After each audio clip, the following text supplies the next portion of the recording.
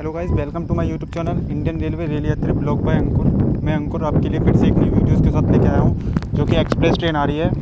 देखिए, अभी हम आपको उसका नाम बताएंगे। वो बहुत स्पीड से है, कृपया करके आप इतनी दूरी बनाए रखा करें।